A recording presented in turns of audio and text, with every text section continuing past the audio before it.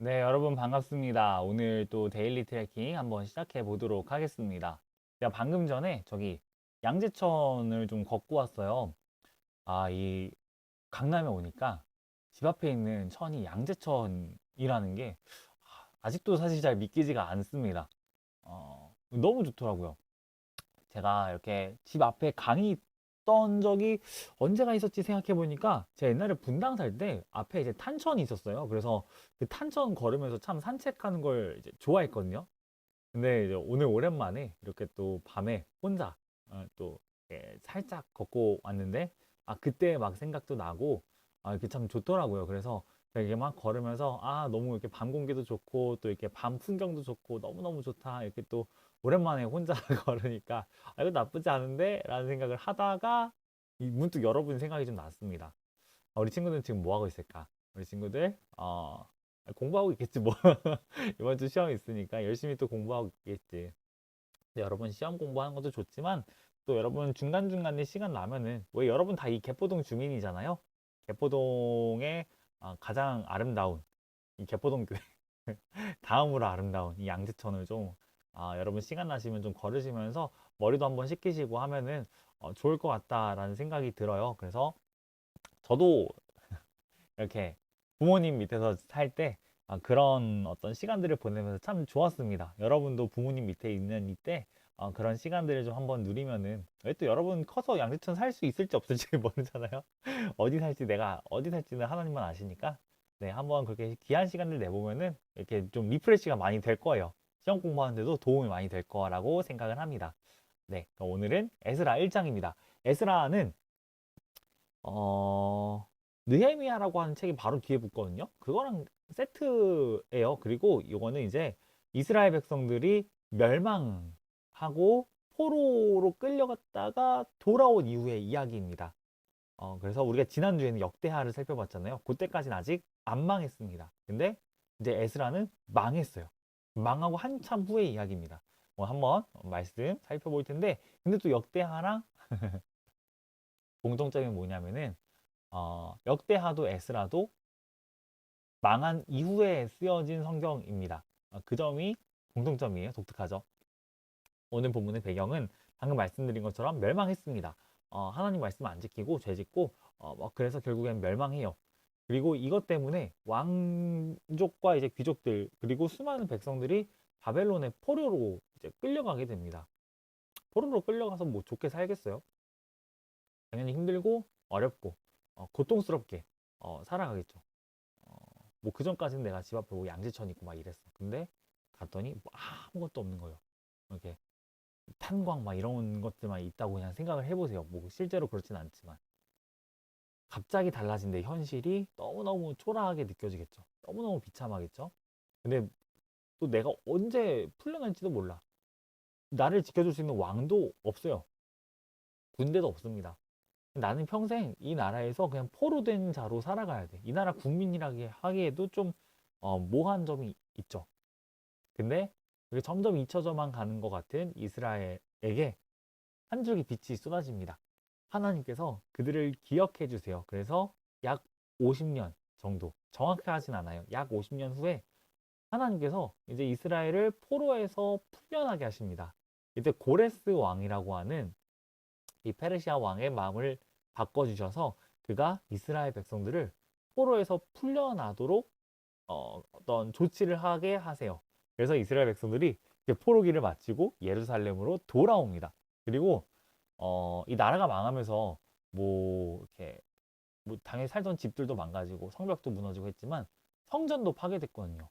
그 무너진 성전을 재건하는 정말 대규모 작업에 그들이 착수하게 됩니다. 제가 지난주에 트레킹하면서 말씀드렸잖아요. 조금씩 조금씩 바꿔보겠다고. 이게 해보니까 재밌는 것 같아요. 오늘 앞으로는 이렇게 좀 핵심은 짧아야 되는 것 같아요.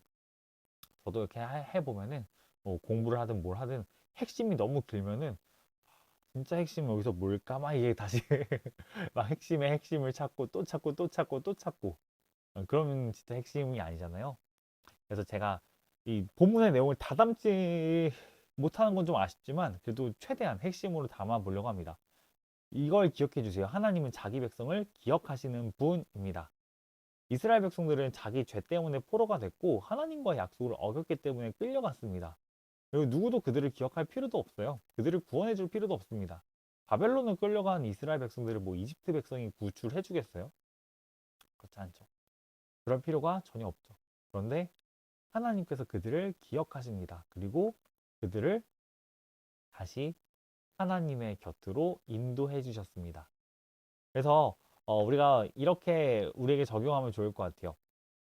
복음을 이 안에서 좀 우리가 발견해 보자면은 예수님께서는 우리의 자유를 주시는 분이라고 여러분 보시면은 좋을 것 같습니다. 우리도 우리의 죄 때문에 포로가 됩니다. 그런데 이 포로가 된 우리는 시간이 지나면 지날수록 점점점 이제 포로에서 풀려난다라기보다는 더욱더 깊이 빠져들어가요. 더 많은 죄, 더 무거운 죄들을 짓게 됩니다. 제가 저번에 트래킹 하면서도 말씀드렸지만 우리가 뭐 이렇게 죄 한 번 짓는다고 해서 이제 거기서 멈추는 게 아니잖아요. 내가 뭐 거짓말을 했어. 근데 들통이 나면 안 될 것 같아. 근데 들통 날 것 같아. 나면 안 되는데 나기 직전이야. 그러면은 또 거짓말을 할 수 있겠죠? 혹은 이제 거짓말 한 게 들통이 나버렸어. 그러면은 이제 거기서 또 이렇게 뭐 사과를 하든 뭘 하든 어쨌든 내가 죄를 지었다는 사실 자체는 남아 있잖아요. 그리고 사과를 하게 되면은 어쨌든 내 죄는 이제 들통 난 거니까 난 그 무거움을 느껴야 되잖아요. 그러니까 죄 한 번 짓는 게 가볍지가 않아요. 나를 더더욱 더 무겁게 만듭니다. 그리고 하나님과 멀어지게 해요. 이스라엘 백성들도 우리도 하나님으로부터 멀어졌습니다. 그런데 예수님께서는 우리를 위해 그 포로된 우리를 위해서 우리를 붙잡은 적국의 한복판으로 들어오세요. 그리고 자기가 대신 포로가 되어 주십니다. 나니아 연대기 혹시 보셨는지 모르겠는데 나니아 연대기라고 C.S. 루이스라고 하는 영국의 아주 뛰어난 이 어, 문학가 뭐라고 표현할지 모르겠는데 네, 영문 학자이신데 어쨌든 뭐 기독교 변증가로도 되게 유명하신 선생님이에요. 저희 교회 도서관에도 루이스의 책들이 참 많은데 이 나니아 연대기가 그분이 쓰신 동화예요. 근데 이제 거기서 제일 유명한 뭐 사자 마녀 옷장이었나요? 그게 이제 영화로도 되게 유명하잖아요. 그거 보면은 이제 주인공 4남매 중에서 이제 한 명이 지은 왜 항상 이렇게 어느 그룹을 가든 빌런 같은 존재들이 있잖아요. 어, 빌런 없어? 없는 것 같아? 그러면 내가 빌런. 약간 이런 그 빌런은 꼭 어느 공동체에 있든 한 명씩은 있는 그런 어떤 빌런 보존의 법칙이라는 게 늘 존재하잖아요. 이 4남매에도 빌런이 존재합니다. 그리고 그 빌런이 지은 죄가 너무너무 컸어요. 근데 이 죄의 값은 죽음으로밖에 갚을 수가 없어. 근데 이제 그 빌런을 살리기 위해서 이 나니아 연대기의 세계관에 이 나니아라고 하는 세계를 창조한 신적인 존재인 아슬란이라는 사자가 대신 죽습니다. 대신 포로로 막 질질 끌려가요. 그래서 사자니까 갈기가 되게 아름답잖아요. 근데 그 갈기도 다 잘리고 그리고 이제 죽임 당합니다. 이게 나니아 연대기가 그 예수님을 이제 가리키는 어떤 아슬란이 예수님을 가리키는 캐릭터예요. 나니아 연대기는 기독교 세계관을 가진 동화입니다. 예수님께서도 우리 가운데 그렇게 오셔서 죽임 당하시고 끝이 아니라 그렇게 우리를 사십니다. 그러니까 우리를 풀어주세요. 우리는 풀려난 거예요. 왜 이렇게 포로된 사람들의 어떤 몸값을 치른다고 하죠. 뭐 예를 들면은 제가 어 우리 하준이를 우리 하준이를 제가 샀어. 한 500만 원 주고 샀어. 500만 원 주고 사서 이제 금요 기도회 때마다 저랑 같이 물을 나눠주는 걸 막 한다고 해요. 실제로 하준이는 그냥 아무 저기 대가 없이 되게 감사하게도 저랑 같이 물 나눠주는 거를 거의 매주 해주고 있습니다. 근데 만약에 하준이를 제가 이렇게 해서 했어요. 근데 그 하준이의 그 모습을 보고 우리 소민쌤이 너무너무 불쌍히 여기시면서 우리 반 친구 하준이를 내가 저렇게 둘 수 없지 하면서 하준이를 500만 원 주고 산 저에게 5천만 원을 주고 하준이 다시 데려가요. 그러면은 물론 저는 개이득이지만 어쨌든 하준이는 그 다음부터 저의 포로인가요? 아니에요. 하준이는 완전한 자유인이 되었습니다. 마찬가지로 죄에서 예수님 우리를 구원하셨기 때문에 우리는 자유해졌습니다. 그리고 그 자유함은 죄를 짓고 안 짓고 뭐 이런 것들만 이제 이야기하는 게 아니라, 물론 이게 제일 중요하지만, 여러분으로 하여금 어떤 자존감으로부터도, 잘못된 자존감으로부터 여러분을 회복시켜줘요. 나는 이런 존재야 라고 스스로를 막 올감했던 모든 것들로부터, 아니야, 너는 진짜 하나님께서 목숨 바쳐 사랑하시는 귀한 존재야 라는 것들을 알려주면서 여러분의 자존감 막 뿜뿜하게 만듭니다. 우리는 자유인이 돼요. 예수님께서 복음 안에서 우리에게 주시는 자유가 이렇습니다. 죄는 내가 졌는데 포로로 끌려가시는 거는 예수님이시고, 자유는 내가 얻는 오직 믿음만으로 그렇게 되는 게 바로 복음입니다. 그래서 질문입니다. 여러분을 포로로, 노예로 만드는 죄의 이름 무엇인가요?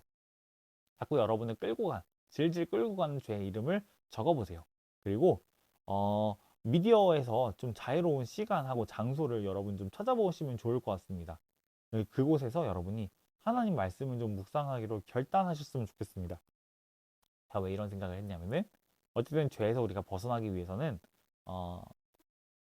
내가 계속해서 죄와 싸워 이겨내만 어떤 힘들을 얻으려면요, 하나님 말씀이 필요해요. 이 트래킹하는 게 필요합니다. 여러분이 이 말씀 묵상할 수 있는, 트래킹할 수 있는 그런 곳들을 좀 찾아보셨으면 좋겠고요. 네, 기도입니다. 오늘의 기도는, 내가 어느 상황에서도, 심지어 내가 시험 직전일지라도 하나님께서는 나를 잊지 않고 기억하신다는 것을 내가 믿게 해주세요. 그래서 내 자존감, 복음 안에서의 내 자존감 회복할 수 있게 해주시고, 그리고 복음을 통해서 죄에서 자유해지는 경험을 할 수 있게 해주세요. 이런 기도도 여러분이 했으면 좋겠고, 또 우리가 5월 10일에 초대할 우리 하윤이, 태희, 민서, 은서인데 은세라서네, 죄송해요. 은서희, 은서, 가영이, 연우, 네, 우리 친구들도 중일 친구들인데, 우리 친구들도 이때 와서 함께 복음을 듣고 예수님을 영접할 수 있도록, 또 우리 친구들은 시험 기간은 아니지만 그래도 학교 잘 다닐 수 있도록 같이 또 기도해 주시면 좋을 것 같습니다. 그래서 제가 바꿨다고 했잖아요. 이걸 한번 뒤로 옮겨봤어요. 갑자기 오늘 보니까 너무 맨 앞에 있는 거 아니야? 물론 전 맨 앞에 있는 걸 좋아하긴 하지만 한번 뒤로 바꿔봤습니다. 말씀 묵상해보고 고백하면은 좋지 않을까? 라는 생각이 들어서 한번 같이 고백하고 우리 마치면 좋을 것 같습니다. 나는 내가 생각하는 것보다 더 큰 죄인입니다. 그러나 나는 내가 생각하는 것보다 더 큰 사랑을 받았습니다. 나는 하나님의 사람입니다. 네. 내일 트래킹은 에스라 2장이고요. 우리를 작게 만드는 죄에 대해서 이야기를 하지만, 또 하나님께서 회복시켜 주시는 것들도 같이 이야기해 보도록 하겠습니다. 네, 그럼 여러분 또 너무 수고 많으셨고, 이번 주 시험 화이팅입니다. 네, 그러면 우리는 내일 트래킹 통해서 만나도록 하겠습니다. 감사합니다. 주를 찾는 모든 자들이 주로 말미암아 기뻐하고 즐